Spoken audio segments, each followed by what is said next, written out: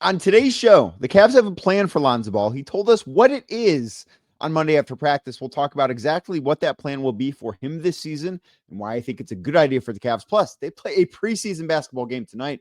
We'll talk about what to expect, how much the starters are going to play, and some guys that I am very interested in seeing in a Cavs uniform tonight against the Bulls. That's all straight ahead on today's edition of Locked On Cavs.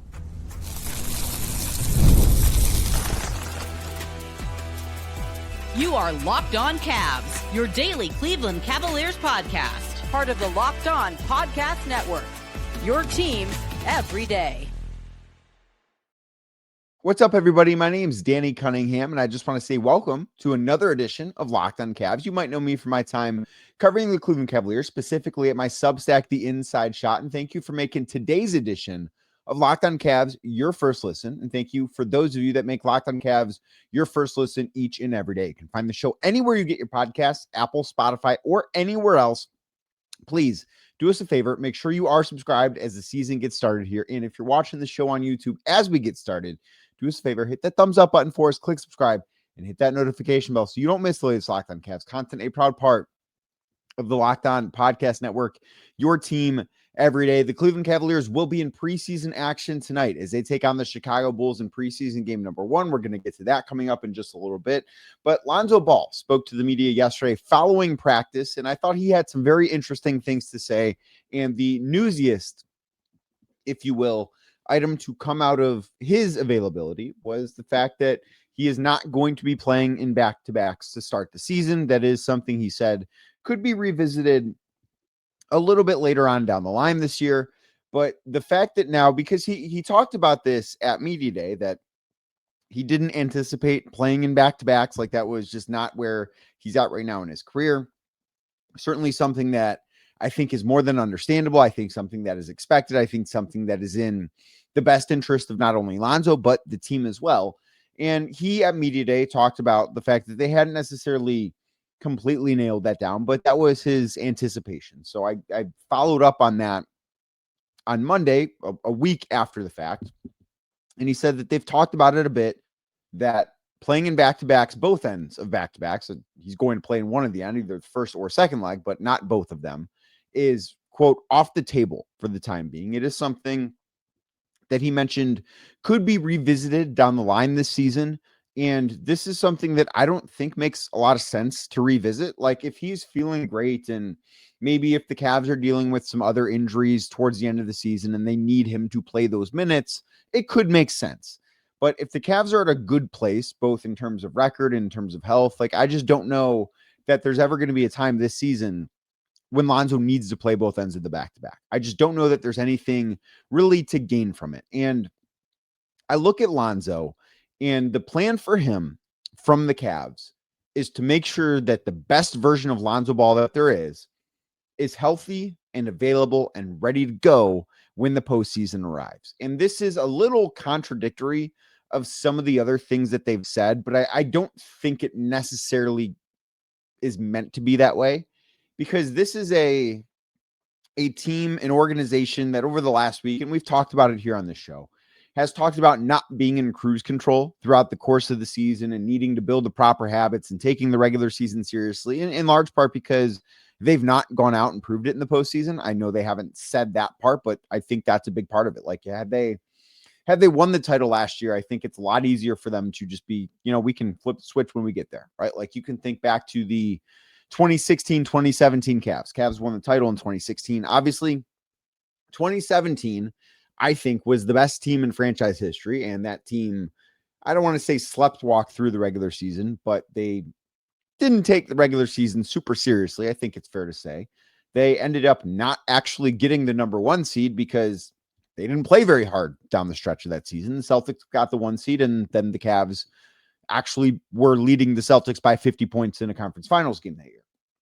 That team had earned that. 1, because they had a guy who at that point had been to 6 straight finals, and 2, that group had just won the title the year before. This team lost in the second round. Like, this is a team that should have some regular season hunger still, and they can't just put it in cruise control. But I do think, to some extent, Lonzo Ball being in cruise control during the regular season might be what's best for the Cavs. Now, it's not to say that he can go out there and give no effort. Like, that is not what I'm saying here. But I think of everybody on this roster, Lonzo's the one guy that you look at and say, you know what, he probably shouldn't have to push things super hard in the regular season, because as the goal is ensuring that he is ready to go when the playoffs arrive. Because I do truly believe that we will see a positive impact from Lonzo, not only in the regular season when he is healthy and available, but I think he's the perfect player for what they need in the postseason. So that's why I do think this is important. And obviously, he's got the significant injury history. He has played 70 games in the last 4 years. Maybe you've heard me say that on this podcast before, because I say it every time I talk about Lonzo, because it's an important thing to bring up. But with what he can provide on both ends of the floor, ensuring that you have that guy healthy, available, and at the top of his game in April, May, and June, I think is the most important part of things with him. Now, you need him to obviously get a lot of time during the season to play and find rhythm and get to know his new teammates and things like that. And I do think it's a little bit easier with a role player to limit these types of things than it is a star, because you're not necessarily depending on him each and every night to be the biggest part of the game, right? Like, there might be a couple of games this year where we look at it and we talk about it after the game. It's like, hey, you know who the best player in the Cavs was tonight? It was Lonzo Ball. There might be a time or two that happens this year. Like, he's good enough for that to be the case. And maybe Donovan Mitchell doesn't play or doesn't have a great night. Maybe Darius Garland is out with the foot. Maybe Evan Mobley doesn't have a great night. Like, there is a realistic scenario where on a random Tuesday in December, we look at, Lonzo Ball was the best guy in the Cavs, and the Cavs won that game. Like, that could happen. But he's not going to be asked to do that frequently. I don't think he's going to be asked to do that ever. There are times where it might happen, but it's never going to be like, hey, Lonzo, we need you to be the best guy wearing a Cavs uniform tonight. And I think it's easier to say, okay, we need to temper your regular season when that's not the ask, right? You can't say that to Evan. You can't say that to Donovan. But because of the role that Lonzo is in, I think that is something where it's like, hey, every night doesn't need to be the best. We need to make sure that there is the proper plan to ensure that he's healthy. And I do think that not playing him in back-to-backs is the right way to go. He said that could be revisited. Again, I don't see a reason for that to be revisited. I don't think that Lonzo Ball should ever play back-to-backs again in his career, because what does he, at this point in his career, with the injury history that he has, what does he have to gain from that? That's the one thing that I look at and just like, I don't know that juice is worth the squeeze. And then the other thing that he said about I guess we'll call it a maintenance plan, if that makes sense. Like, maybe that's the best way to term this. The other thing that he said was that he expects to play around 20 minutes early in the season. That is something that will also be revisited. This is the thing that I do think makes sense to be revisited as the season goes along. If he's going to play 20 minutes on opening night against the New York Knicks, I think that's fine. I think there's no issue with that. But I also think that he should be able at times to play 25 minutes if he's needed. I don't know that he's ever going to need to go out and play 30 minutes in a game. Like, maybe there's a situation or two where the Cavs need that. He's never going to be asked to average that amount of minutes in the role that he's in. Like, that's just not what he's going to be asked to do. But I look at it and say, last year with the Bulls, he averaged 22 minutes per game coming off of that injury. At the start of the season, night one, he played just under 14 minutes. I would think he can play more than that right now. That was his first game in 3 years, basically. Night two, he played 15 minutes. Night three, he played 18 minutes. Then he missed a bunch of time, came back, 15, 22, 13, 17, 20, 20, 23. Like, that is sort of where I would expect Lonzo Ball to be. And I think that is kind of the perfect place for him. And I think that is a better place for him when the Cavs are fully healthy, when they have Darius Garland, which it sure seems like they're not going to at the start of the season.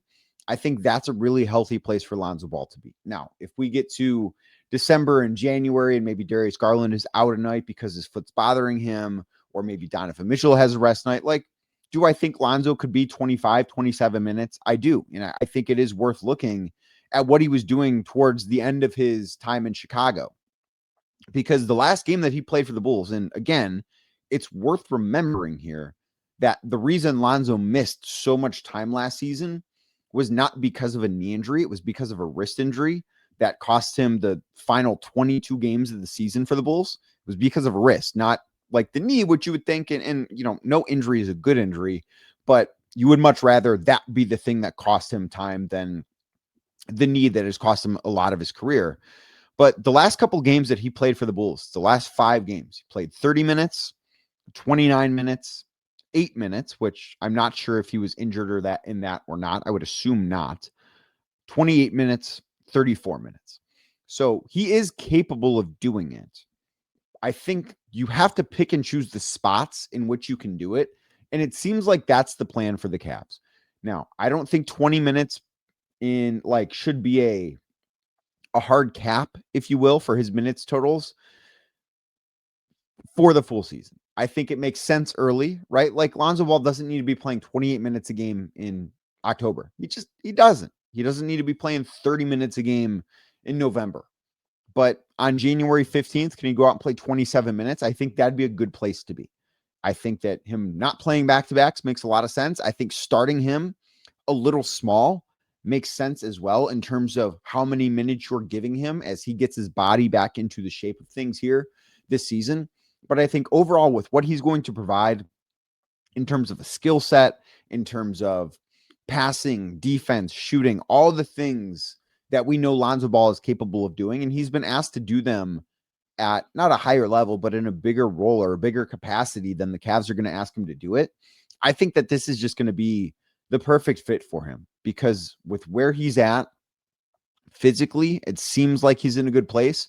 And I think that ultimately the Cavs have talked about the thing that's important to them is making sure he's healthy for the postseason. And I think that this is the plan that makes that most likely. Now, there's nothing you can do to guarantee it, but I do think that the Cavs have the right plan in mind because ultimately, if Lonzo Ball is healthy in the playoffs, I do think that he can be a big difference maker for this team. Now, as I said, the Cavs play some preseason hoops tonight. Starters are going to play, according to Kenny Atkinson. I'll tell you what I think the starting lineup is going to be.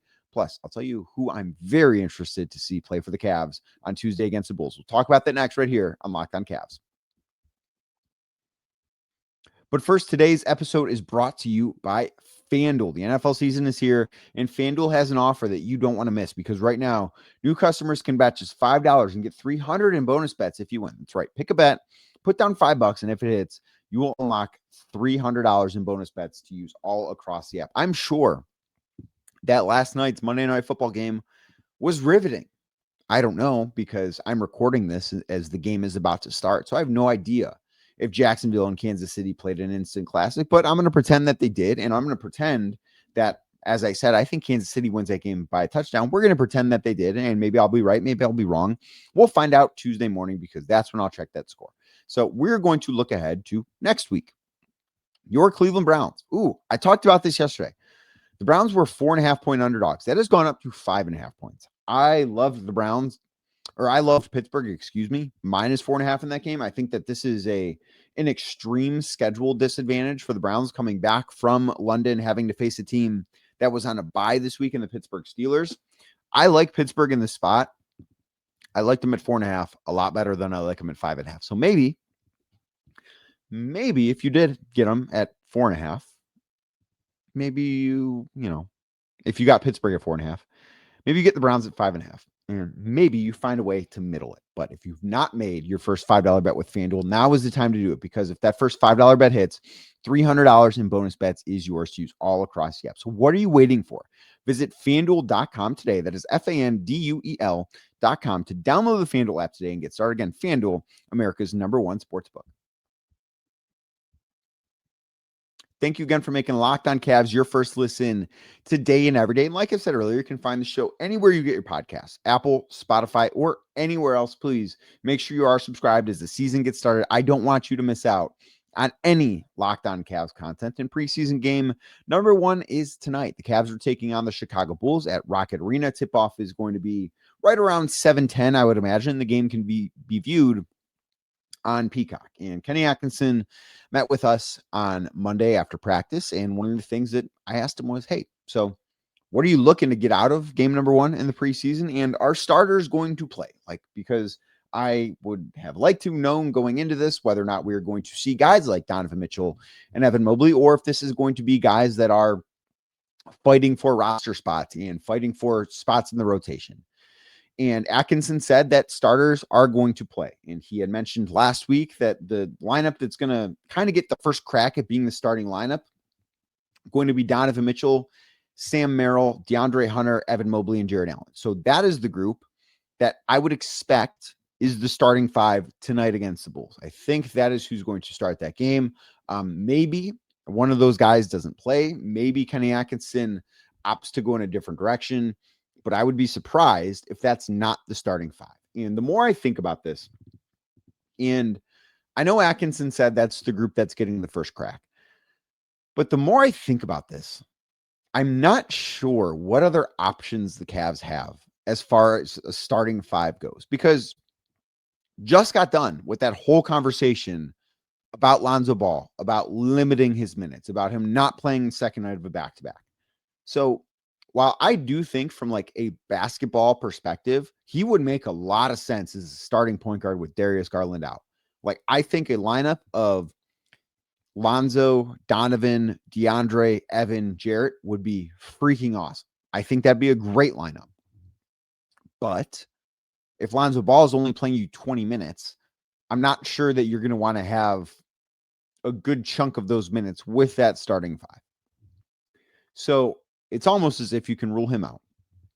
DeAndre Hunter has essentially said that he's going to be a starter. He said that Kenny Atkinson asked him about starting. He said he would like to start. Kenny Atkinson made the comment when he and Kobe Altman spoke a couple of weeks ago that, he didn't want to commit to anything, but that we could look at the depth chart and kind of see the writing on the wall. And that just leads me to believe it's going to be DeAndre Hunter as a starting small forward. And I just could they go Dean Wade in that spot? Sure. But I think that he might make more sense being a reserve. Could they go Jaylon Tyson? Sure. But I just don't know that they want to throw him to the fire in that regards. I don't know what other options they have. I look at this and say, this is the lineup that makes the most sense, because I do think that the fit is pretty good, right? Sam Merrill playing shooting guard, I like a lot more than Sam Merrill playing small forward. DeAndre Hunter playing small forward, I like a lot more than playing power forward. So those things make sense. But then I also look at it and say, I don't know that there are better options. I don't know. It's not even better options. I don't know that there are other options that make a ton of sense. So as we go into this, expecting that to be the starting lineup in preseason game 1, I would be very surprised if it's not the starting lineup when regular season game 1 rolls around in just over 2 weeks. That is something that would be very, very surprising to me. I don't know what the good alternative would be. I don't. I think that guys like Lonzo Ball are going to be really good for the Cavs. I think Jaylon Tyson, we're going to talk about him in a second, I think he's going to be good for the Cavs. I think Dean Wade could have a good year if he is aggressive offensively. I think that they have a lot of guys that are going to be good players for them. I just don't know that any of them make any more sense in the starting lineup than with Darius Garland and Max Strus out, of course. I don't know that any of those guys make sense in the starting lineup more so than Sam Merrill or DeAndre Hunter. I just don't know that is the direction that makes sense for this group. So I do think that that's going to be the starting lineup we see on Tuesday night against the Bulls. I think it's the one that makes the most sense. And ultimately, it's the one that I would anticipate we're going to see the Cavs roll out there until Darius Garland gets back. And I know, obviously, Darius will be in the starting lineup when he is healthy and Sam Merrill won't. And then I think when Darius gets back, that's going to be the starting lineup. I think it's going to be Darius, Donovan, DeAndre, Evan, and Jarrett. I do believe that will be the starting 5, provided health, of course. But when the Cavs are fully healthy, I think that's the 5 that starts every game for them, because I just don't think DeAndre Hunter is going to give up that starting small forward spot. I think it's the thing that makes the most sense for him. And I think it's the thing that makes the most sense for the Cavs. There are, of course, a number of guys that I'm very, very interested in seeing play in preseason game number 1. Tyrese Proctor going to make his true-ish, I guess, at least preseason NBA debut. We're going to see Craig Porter Jr., Jaylon Tyson, all 3 guys that I'm very interested in seeing. So we're going to talk about those guys, what it could be next right here on Locked On Cavs.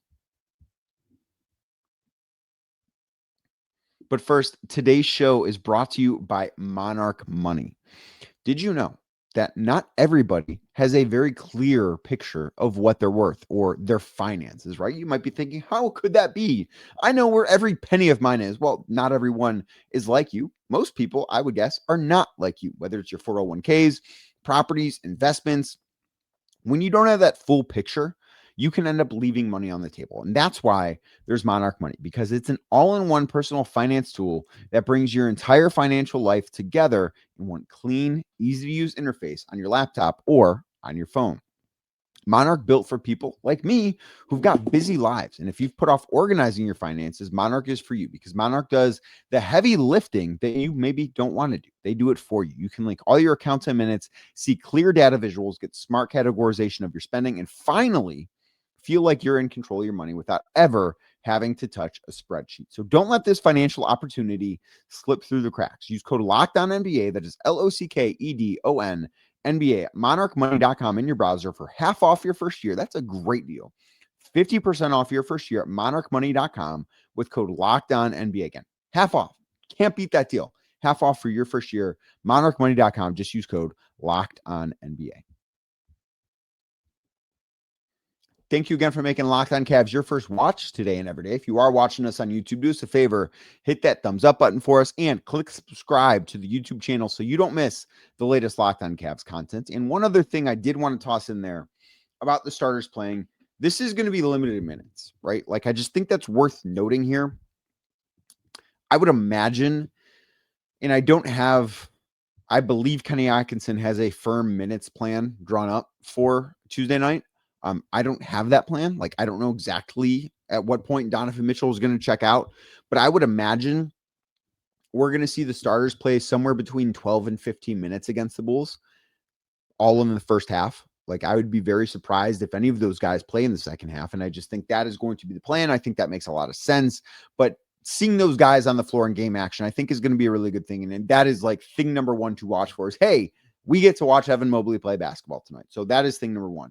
But some of the other guys that are not that starting lineup that I'm very interested in watching, obviously Lonzo Ball is first and foremost, but I already spent an entire segment talking about him. So we are going to move on just a little bit because I think we all know how excited we all are to watch what Lonzo Ball looks like.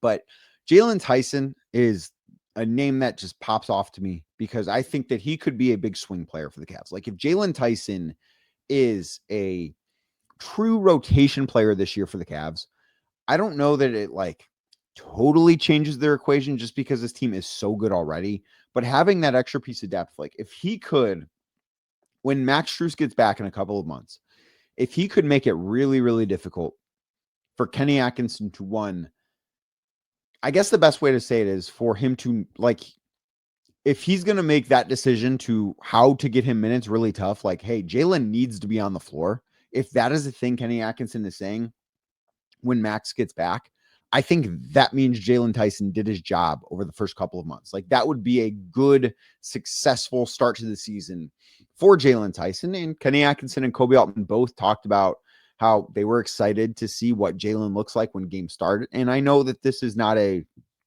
true NBA game. Like, if the Cavs win tonight, great. If they lose tonight, great. It does not matter.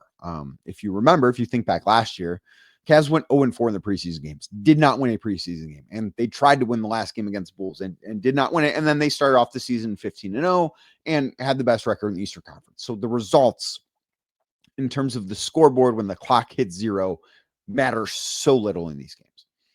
So it's not like, yes, we are seeing Jaylon Tyson in real action, but I do think that this is obviously more than like scrimmages behind closed doors. It's more than summer league action. Like, this is just another step to get to see him. And I feel the same way about Tyrese Proctor. I don't know how many minutes, if any minutes, are going to be available to Tyrese Proctor. And when teams win 64 games, the way the Cavs did last year, and bring back the vast majority of the roster the way the Cavs did from last year, you really don't see guys that are picked in the 40s make an immediate impact. Like, that's just not how the NBA works. Like, you don't see guys. I mean, think back to last year. Jaylon Tyson was picked number 20 and really did not make an immediate impact on the Cavs. So expecting Tyrese Proctor to go out there and just be like, yeah, I can be a rotation guy day one in the NBA, that's a tall ask. That's not a fair thing to ask from a rookie. But I'd be lying to you if I said I was anything other than very excited to see what he looks like on an NBA floor, because we have heard good things about him coming out of training camp. We've heard that he looks the part, and that is like, you cannot go out in training camp and immediately prove that you're an NBA player. It's not possible.